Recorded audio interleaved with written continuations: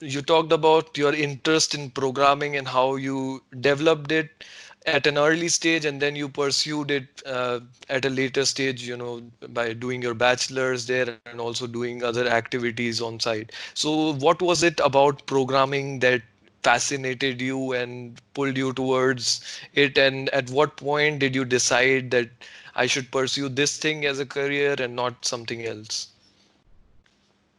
So I don't know if there was really a point in history where I said, no, that's really interesting. So basically, I saw the potential. So I saw, hey, when you program a software, you can do this and that. So what I did basically, I went on eBay, bought some books, and basically taught it to myself. And Oh, then I always look for small little projects for what I can do, and basically then I implement it, and that's basically also what I do to today. So looking for a way to improve a certain situation with software, and that's basically my main motivation. And the career path, it was basically kind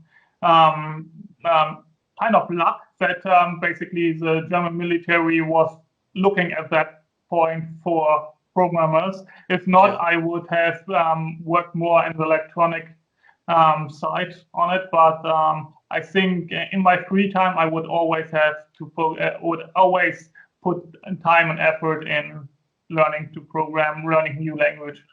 So I wouldn't think that would have made a difference if the German military wouldn't say, okay, you can be a programmer. I would pursue it either way.